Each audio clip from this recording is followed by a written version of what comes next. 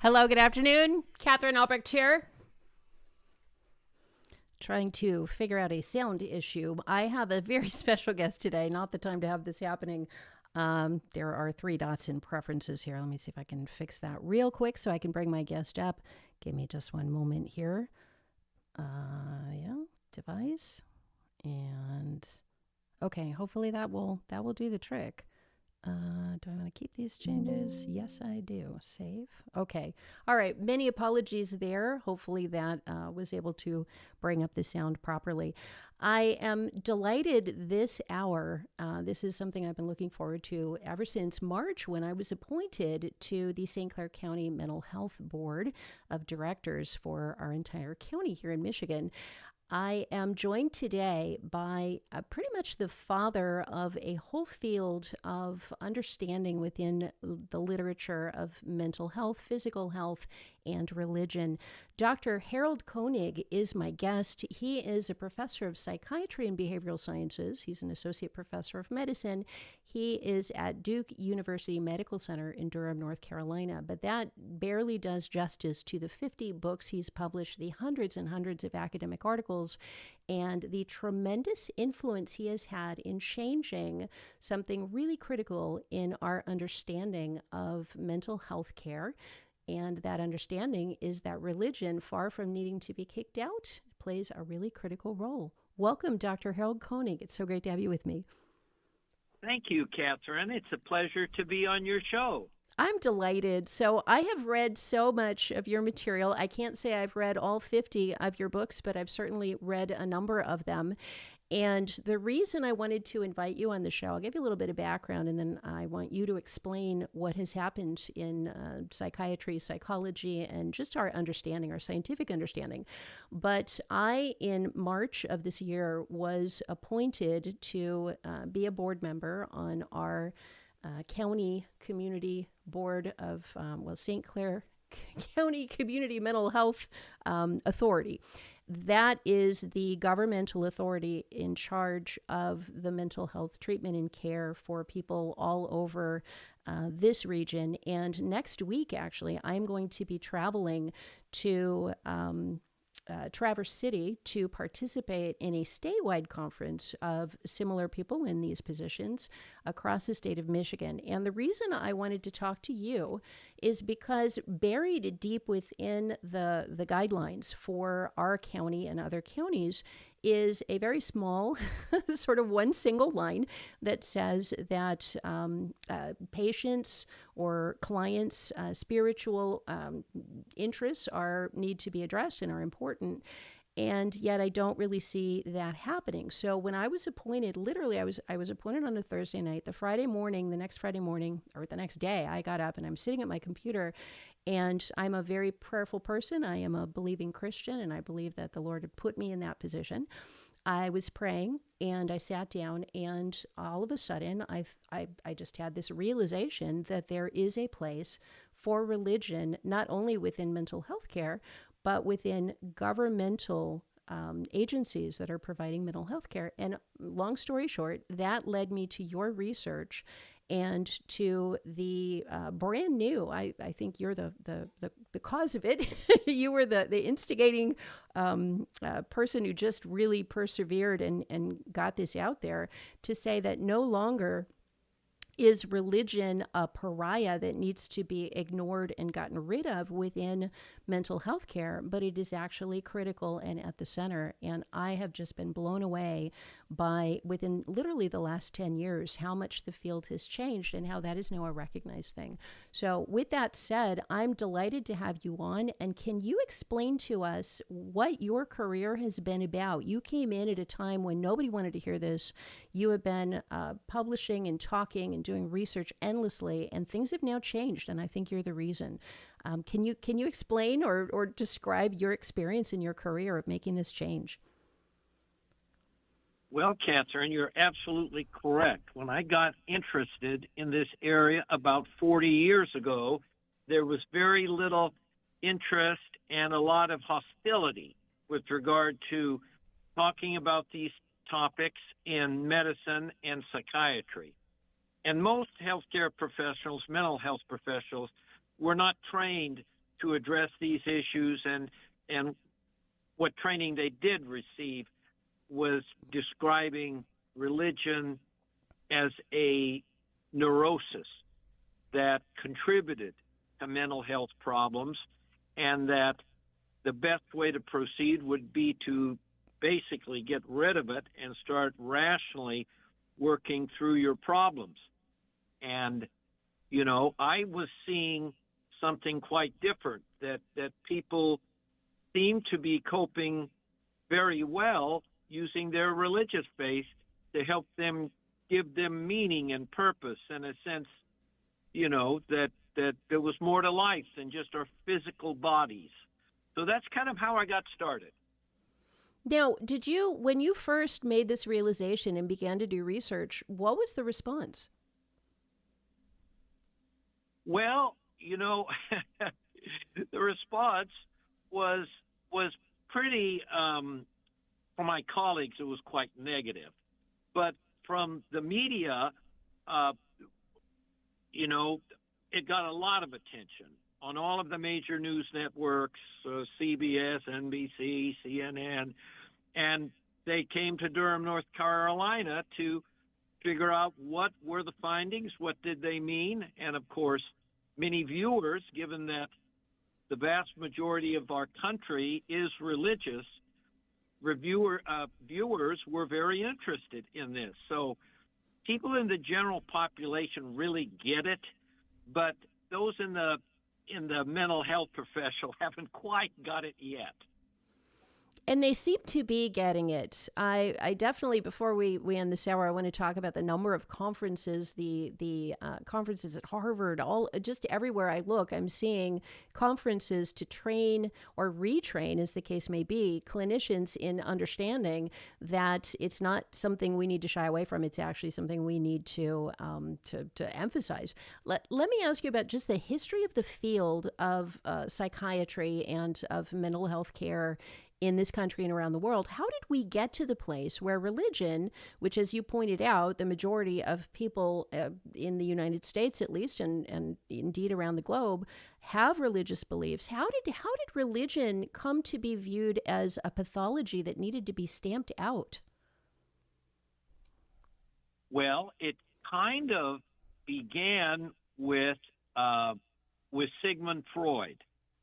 So Dr. Freud, of course, one of the founders of modern psychiatry and mental health care, had some very negative experiences as a young boy with regard to religion. He had initially been quite interested in studying religion and the Bible. He was Jewish, but then he had some negative experiences, and consequently, he began to write about the negative aspects of religion, that religion was the universal obsessional neurosis of humanity, and that the less religious that people were, the mentally healthier they would be. So his whole technique of psychoanalysis and all of that was designed to change people's beliefs and practices such that they were relying more on rationally working through their problems rather than praying or believing in a God or reading scriptures. Instead, they were to rationally work through their problems. And of course, the kinds of people that Freud saw were people with mental illness. So, yes, they may have been using their religion in a neurotic way. I see. All right. Well, this is fascinating. Dr. Harold Koenig is my guest. We're talking about religion and mental health. Stay tuned. We will be right back.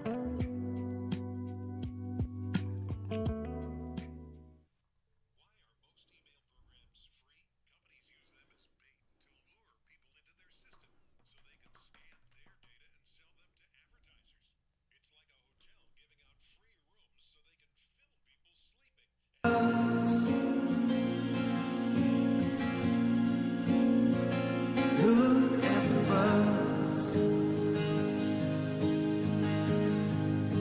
I tell you not to worry. about everyday life. I tell you not to worry about everyday life.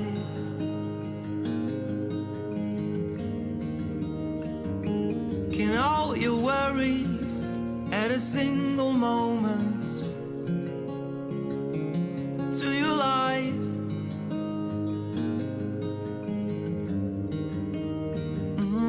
Look at the birds.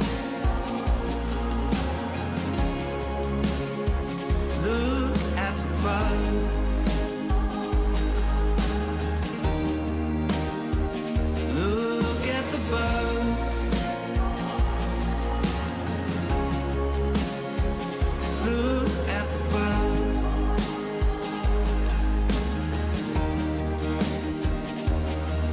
And if God cares so wonderfully for wildflowers, He will certainly care for you.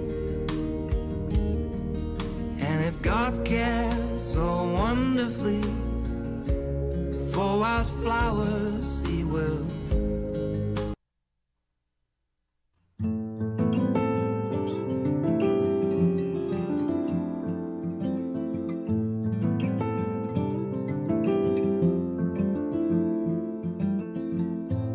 Lord will keep you from all evil. He will keep your life. Lord will keep your going out and your coming in. The Lord will keep you from all evil. He will keep your life. The Lord will keep your going out and your coming in. Hey, we're back. The Lord will keep you from all. I'm so excited to have Dr. Harold Koenig. He is just the towering intellect in this field who has brought religion back into the public sphere, into science, into mental health, into healthcare generally. Thank you so much. First of all, I'm fascinated. I want to hear the rest, but I just want to thank you from the bottom of my heart as an American Christian, a person of deep faith, how wonderful it is to be able to not only say my faith has helped me, but that science backs me up. So thank you so much. I know I'm one of many millions of people who have thanked you for that, but I really am grateful. It's a wonderful compliment. Thank you, Catherine. Well, so let me let you continue. We were talking about Sigmund Freud. And actually, my pro seminar, I have a doctorate in developmental psychology from Harvard. And at my pro seminar year, my first year, for people who don't know what that is, they kind of throw a group of us together and teach us a whole lot about one thing. And our particular year was to learn about Freud and Breuer. And so I spent an entire year with a whole lot of other graduate students learning his philosophies, his thoughts, and many ways in which he shaped the entire field that later turned out to be problematic, to not have been correct. The particular issue that we were talking about, and Carol Gilligan was one of the people teaching my pro seminar, was that Sigmund Freud had encountered women who were claiming to have been sexually abused. And at first he believed them, but then over time he had so many of them, so many people were reporting this, that he said it must be a delusion. And then he came up with the Oedipus complex, the and basically said, this is just a fantasy. This is just a desire people have. And it has taken decades, literally almost a century, to come to the point where we've said, no, actually, there really is a lot of abuse going on. And that did people a huge disservice. I think at the same time that people were being told, no, we don't want to listen to your stories of abuse, they were also being told, and you do not have religion to turn to, that's just a crutch. You're going to have to deal with this through some other means that really just didn't work. So let's dive right into the good things that your research and the research that you've inspired others to do has shown for the positive value of religion and the thing that we lost and we're now getting back. Yes. So, the initial work that I began doing was looking at the role that religion plays in coping with medical illness. So that's an area that I was studying. I was looking at depression in the medically ill and documenting the rates and treatments, et cetera. And I would ask people how they were coping with their medical conditions, their stroke, cancer, heart disease, surgery, et cetera. And people express their religious faith. And those people who were depending on their faith seemed to be doing better. Those who were not depending on their faith. So that kind of began. So I started to look, okay, well, let's measure rates of well-being, psychological well-being, happiness. And also let's look at depression. And let's look at substance use disorders. And what role might religion play in any of those? So that began a series of studies documenting that religious people are, in 80% of the existing research, are simply happier. They have greater psychological well-being. They are less likely to become depressed, and if they do, then they recover more quickly from depression. And now, religiously integrated psychotherapies have been developed that have been shown to have a large effect on depressive symptoms in those, who are experiencing emotional problems. Again, acting primarily as a coping behavior to make sense of these problems and to integrate them into their lives and into their worldview, which religion provides people. Now, you have also, there is plentiful research that this is not just an objective experience of people feeling better, but there are actual brain scans, MRI scans, showing significant differences in the brains between those who do and do not practice religious faith. Can you talk about that? Yes, Dr. Lisa Miller at Columbia University has done a study looking at structural MRI scans of the brain of individuals at high risk for depression. So these are individuals whose parents were depressed, having a major depression, and they possess the genetic loading for depression. So when they did the MRI, the structural MRI scans of the brains of those who indicated that religion was either very important or was not important at all, they noticed there were differences in their brain structure. Among those who indicated that religion was very important in their lives, their brains were actually significantly larger. The cerebral cortex overall was about 1 millimeter larger than those who indicated that religion was not important at all in their lives. Now, that research, although it doesn't prove that religion actually preserves the brain or actually causes the brain to enlarge among those at high risk for depression, it is consistent with that finding. And that actually makes a lot of physiological sense because cortisol, which goes up when people experience depression, causes brain shrinkage. And if you have a powerful coping behavior, then that cortisol levels are going to be relatively low because you're coping and not experiencing as much depression. And if you've got lower cortisol levels, then your brains are not going to be shrinking from the effects of cortisol on the brain.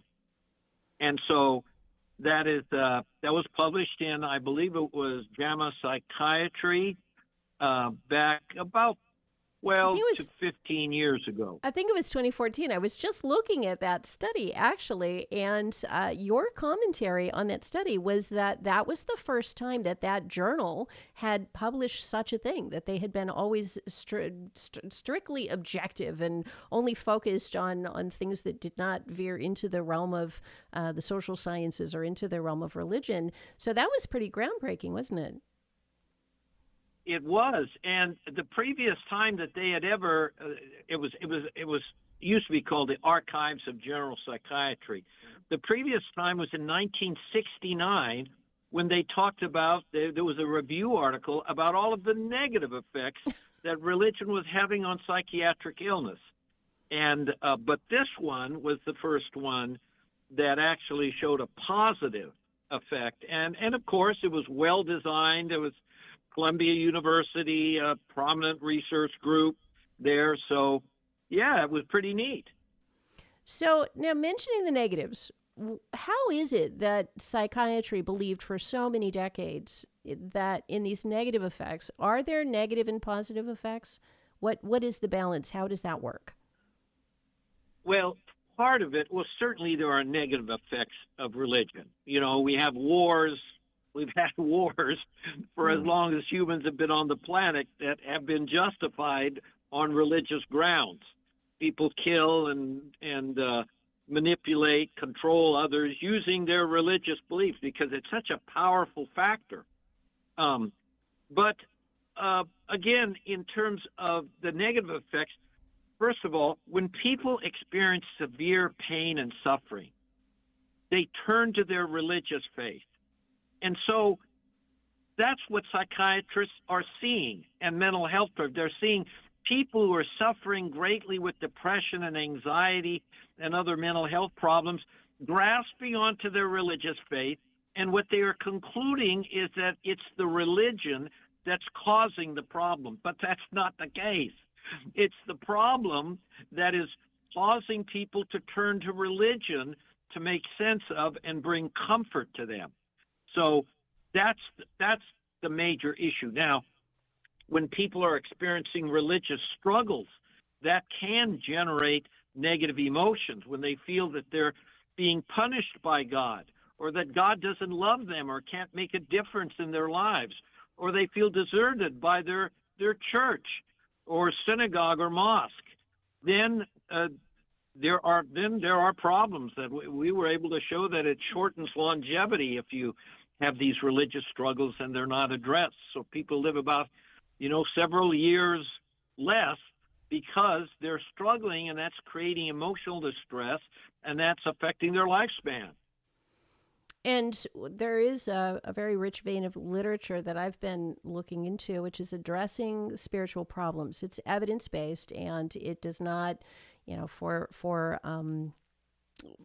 clinicians or agencies that are not quite ready to go to say, hey, religion, the concept of addressing spiritual struggles or spiritual difficulties is, I think, much of what you're talking about, that there's something between you and your relationship with God that is not working correctly, or not feeling comfortable, or is putting you into a state of stress. I wanted to go back to what you had said earlier about people who were experiencing a lot of stress having a correlation with high levels of religion. That would be like saying people who take aspirin or people who take pain relievers have a high level of pain. And the pain relievers are causing the pain, when in reality you're seeing the correlation because the pain is causing you to seek it out. It's an excellent illustration. Just like people taking antidepressants, it's the antidepressants that's causing the depression. Right. Yeah. It's the depression causing the need for antidepressants. Well, that makes absolutely perfect sense. Now, you have so much, I could talk to you for hours. There's so many things for us to talk about. When we come back after this break, I want you to address what was in the beginning of your handbook of religion and mental health. You devote a whole section in there to the discussion of the difference between spirituality and religion. And because I just mentioned resolving spiritual conflicts, I want to get your thoughts on that. They're very interesting. All right, thank you. And we'll be right back with Dr. Harold Koenig. He is pretty much the world's leading expert. Stay tuned. Is your email box overrun with spam? With a StartMail account, you'll never have to give your real email address to a stranger again. Online shopping, newsletter subscriptions, getting that 30% off coupon, they all need your email address. But with StartMail, you can invent new addresses or aliases linked to your inbox behind the scenes and give those out to people while keeping your real address hidden. It's just one more protection from StartMail.com. Red alert, Yahoo!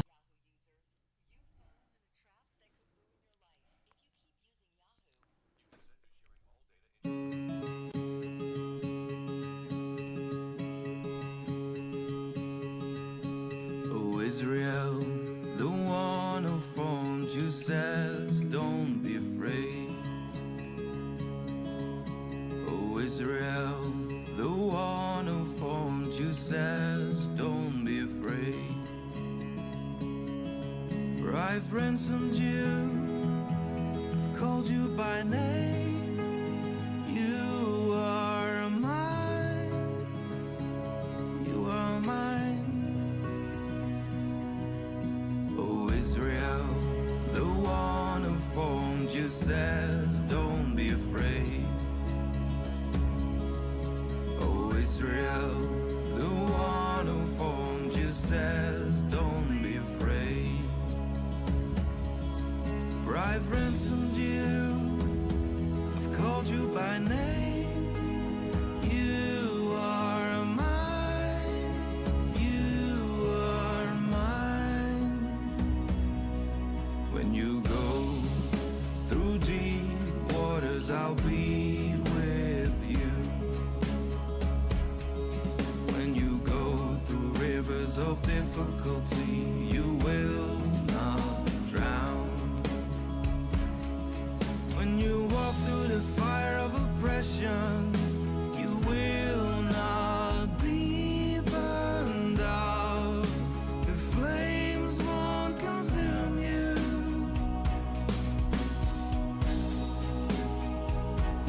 For I am the Lord, your God, the Holy One of Israel, your Savior. For I am the Lord, your God, the Holy One of Israel,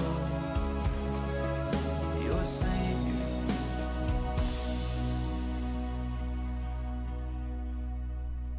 You are precious to me.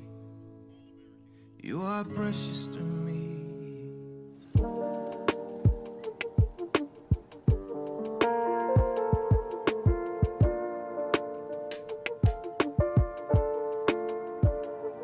When I dwell in the shelter, the shadow of Shaddai, of the Almighty, I'll say my refuge, my fortress, my God in whom I trust, you will deliver me. Every hidden trap that leads disease, you will be my shield, you will cover me. Your arms wrap around me under feathers of majesty. I know that I'm perfectly safe under your wings. Hey, we're back. Under your wings. The bumper music, of course, is taken from Scripture. All right. Katherine Albrecht here. I am visiting this hour. We're privileged to have as our guest this hour Dr. Harold Koenig. He is the person who I really think almost single-handedly restored sanity to mental health care, to psychiatry, to the entire psychiatric and psychological academic world in demonstrating with hard science that there is tremendous value in religion, and that by stripping it away, we really left people without this critical and crucial resource. Dr. Koenig, before the break, I had mentioned the chapter that you wrote that I found just fascinating about the difference between spirituality and religion. These days, if you ask somebody, do you believe in God? Are you a Christian? Or you will frequently get the answer, oh, well, I'm spiritual. I'm a spiritual person. And it feels kind of like, what does that even mean? Can you talk to us about the studies that were done on spirituality, on what really that is or isn't, and how it differs from religion? Yes, Catherine. So there are a couple of different self-descriptors out there. One is people describe themselves as spiritual. Many describe themselves as both spiritual and religious, and others might describe themselves as spiritual but not religious. So there's a history here with regard to the word spirituality and spiritual. Through much of our human history, those who describe themselves as spiritual were a subset of deeply religious people whose lives were centered on their religious faith. We're talking about Gandhi, the Buddha, the Prophet Muhammad, Jesus, these or the clergy. The clergy were often called spiritual, but the word spirituality has expanded in the last 20 to 30 years to include those, not only those who are deeply religious, but those who are religious at all, and those who are not religious. One single bit, including the total secular individuals who describe themselves as spiritual but not religious. And so, the big question is being spiritual but not religious, does that have health benefits? That's the question. Now, those who are spiritual but not religious, there is a bit of a tendency to reject the religious laws and rules and thou shalt nots, and there is a tendency to kind of develop one's own spirituality that may be very personal and may have to do largely with nature or just with connecting with something perhaps outside of themselves or within themselves. So the big question is, does that form of spirituality have health benefits? And what research has been done in the United Kingdom and the United States, those who are spiritual but not religious do not have the psychological, social, and physical health benefits that those who describe themselves as both spiritual and religious. So that's basically what the research is showing.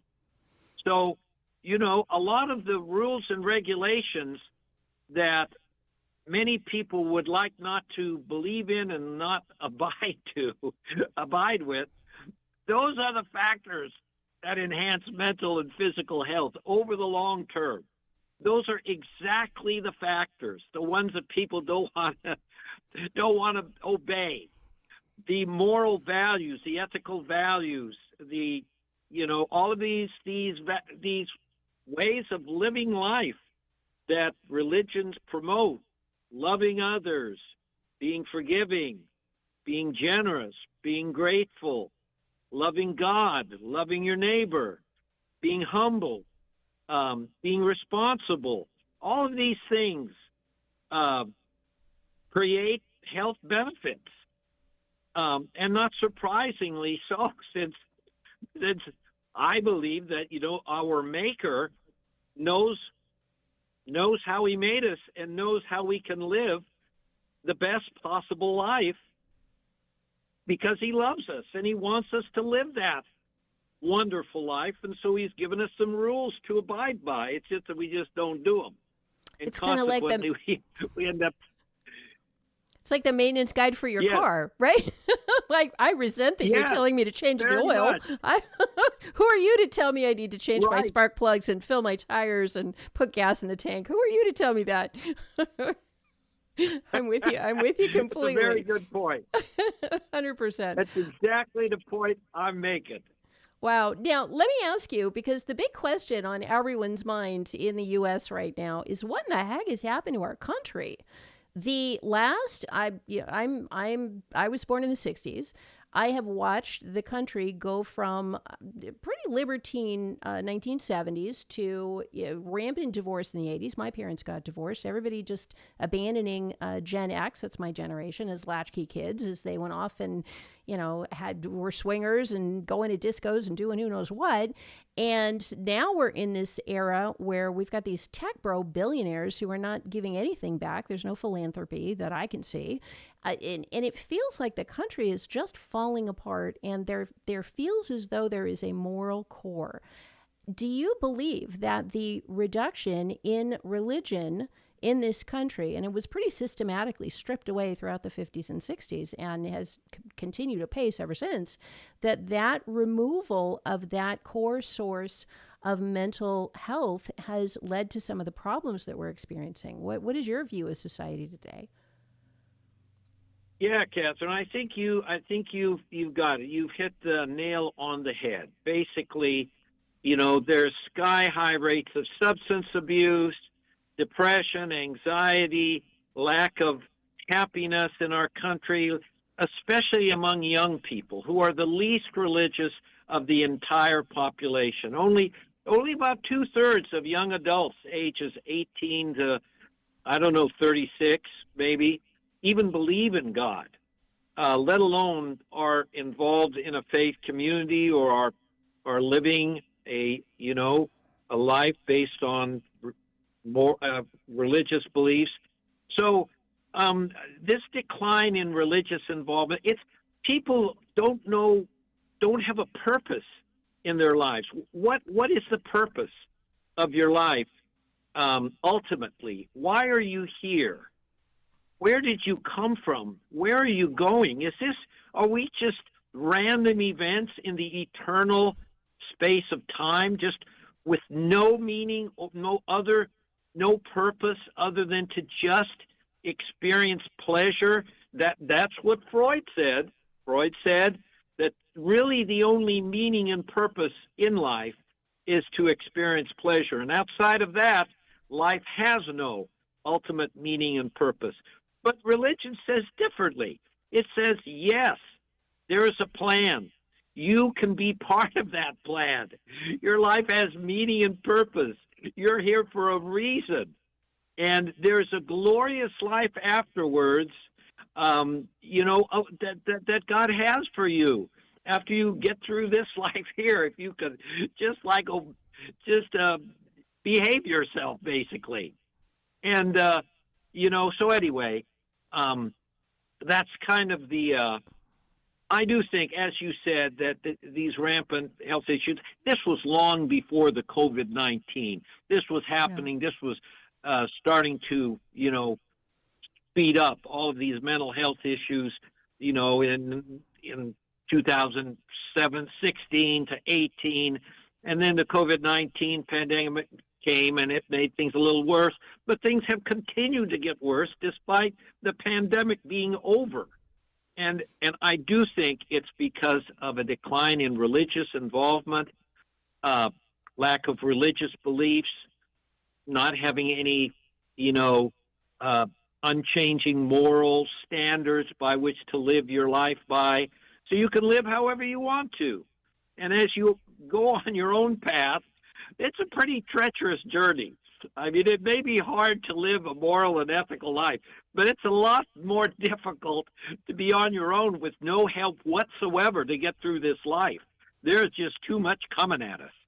Yeah, and young people, of course, they're getting a lot of their values or their direction from, of all horrible places, from social media, which does not have their best interest at heart and is designed to get more clicks and more money, and there's a horrible fallout from that. I have had a dear member of my own family commit suicide because as a teenager, he was being egged on and encouraged to do so through social media. Had that young man been attending church, had he been in a community of people who were giving him hope and a purpose and meaning and a reason to live, he would not have fallen victim to that. I believe that he would have been able to overcome it. All right, well, I'm so bummed that we don't have more time. We have one more segment with Dr. Harold Koenig. He is probably the world's leading expert. I'm so delighted he's on my show in religion and mental health. He's at Duke University, and we'll be right back. Stay tuned.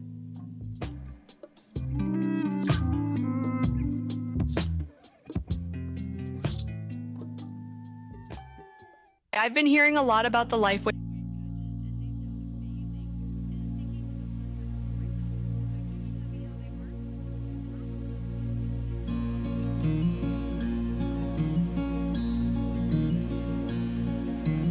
I knew you before I formed you in your mother's womb. I knew you. I knew you before I formed you in your mother's womb. I knew you.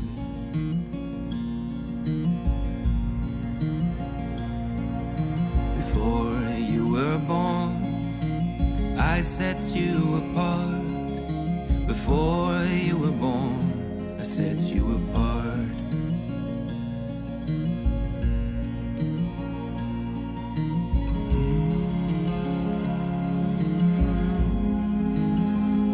I set you apart.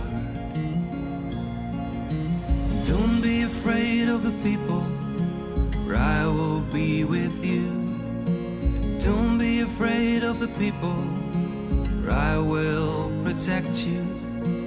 I have put my words in your mouth.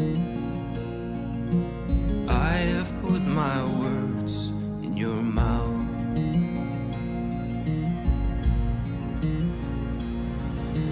Look, what do you see?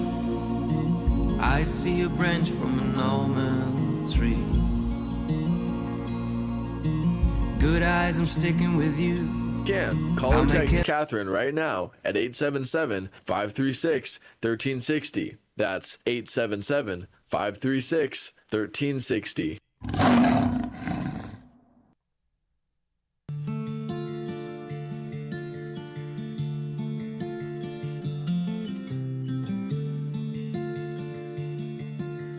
Night watchman, how long till daybreak? Night watchman, how long till daybreak? How long will this night last?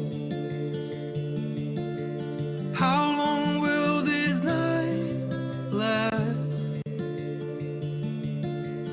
Morning's coming, morning's coming, but for now it's still night.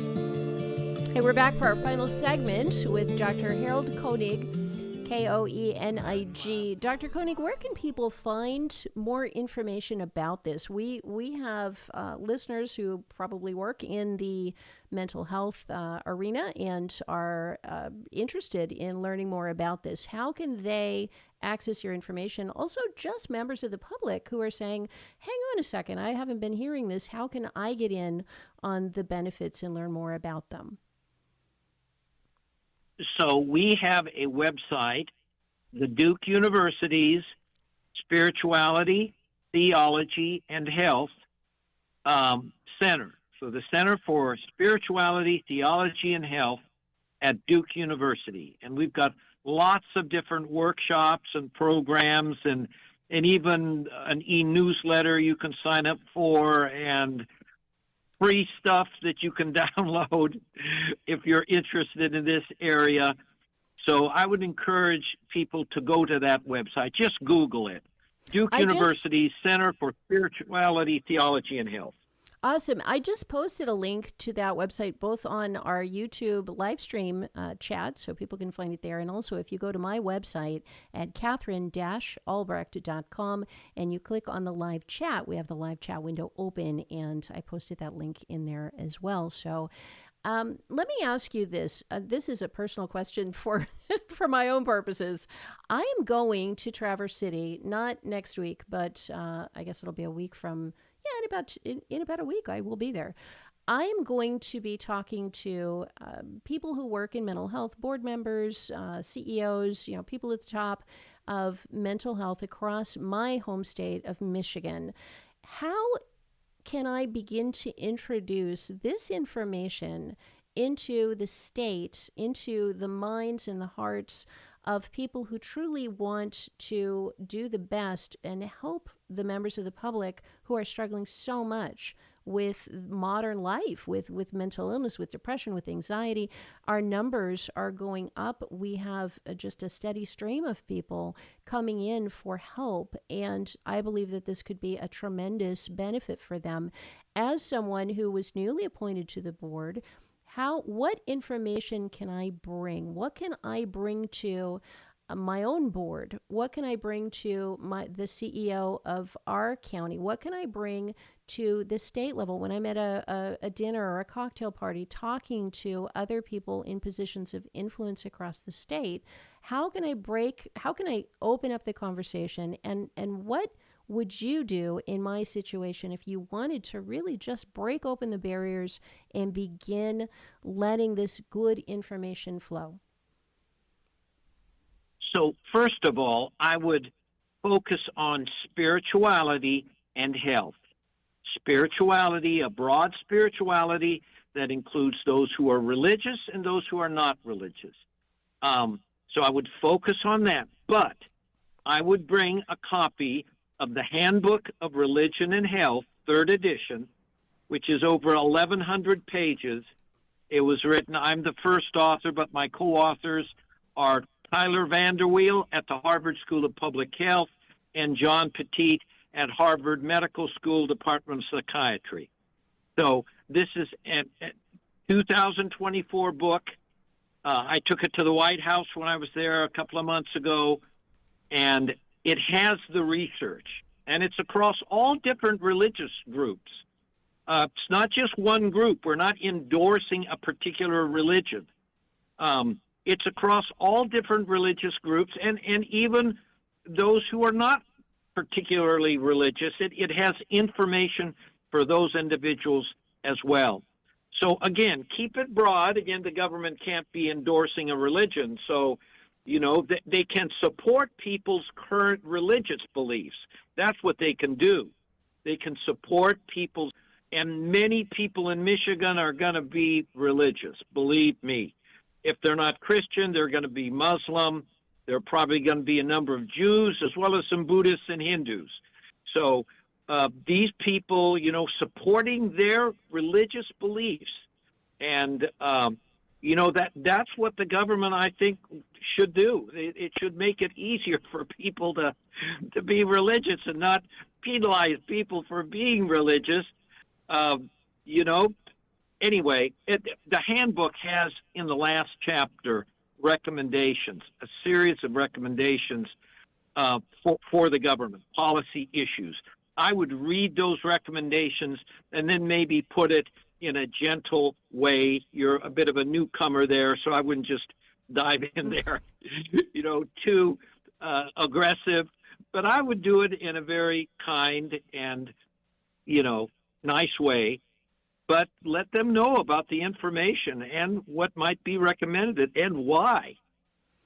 I think I may be buying 11 copies of the Handbook of Religion and Health. I already have my own, but I may be handing those out to my fellow board members just to get them informed, let them read the research firsthand so they know what you've been working on and what the recommendations are. And I think, in so many areas, it is difficult for government to keep pace with the rate of change within academic research, within technology. The world is moving very quickly. How long would you say that this new perspective, which is the cutting edge perspective, really, how long would you say that this new perspective that religion and spirituality need to come back into mental health care, how long has that been the prevailing view among academics? Well, I think particularly in the last 5 years, since there has been a flurry of research coming out of the Harvard School of Public Health. I think this is some of the best research that's ever been done. It's longitudinal, thousands and thousands of people followed over time. It's published in some of the best academic journals in psychiatry, in internal medicine, in the world, in epidemiology, public health. I mean, really, the research is just mounting to a point where you cannot continue to ignore it, which is what's been done. There's not really been any critique about it.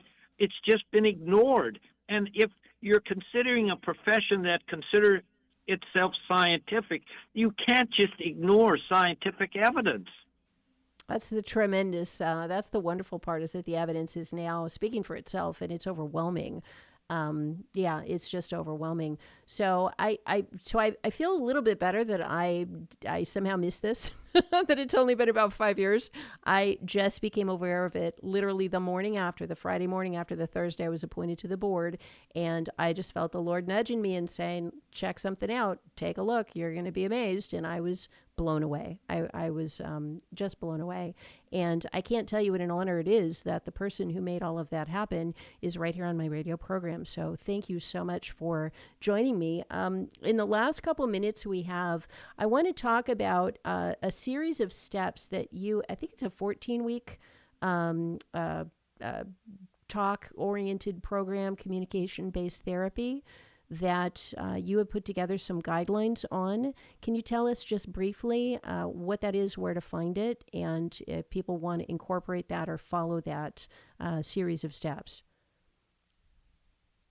Now, tell me a little bit more about what you're referring to. Just give me a little bit more information about it. I wish I had the screen up in front of me, but it was a series of steps. I want to say communication-based therapy or talk-based therapy, of a series that this was one of the slides on one of your presentations that talked about how clinicians and therapists can actually incorporate a client's religious beliefs, and it had to do with focusing on positive scripture. Yeah, I got you.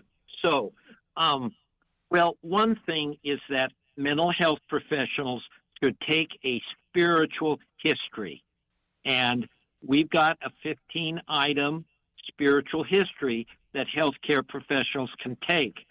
That is mental health care professionals. We also have an abbreviated 4 to 5 item spiritual history that medical providers can administer to just get a sense of if the patient uses their religion or their spirituality to help them to cope, and if they have any spiritual needs related to illness, and if they have any beliefs that might conflict with the medical or psychiatric treatments. Very basic things to engage in conversation with patients about, and then referring them out to a chaplain or pastoral care provider to address any of those spiritual needs, again, related to their health.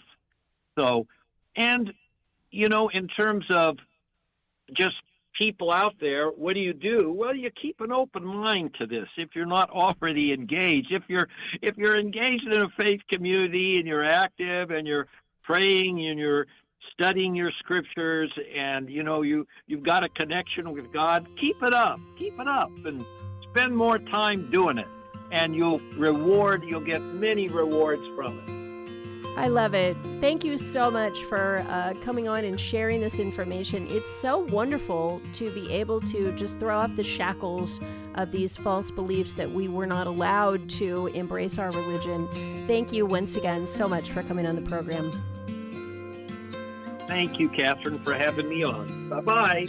Bye-bye. Thank you. That was Dr. Harold Koenig, MD, spirituality and health.duke.edu. We'll post all the links on the YouTube description and on my website in the radio archives. I'm Dr. Katherine Albrecht. Remember, there is value in your faith. All right, stay faithful. Bless you all. Thanks so much for listening. Bye-bye.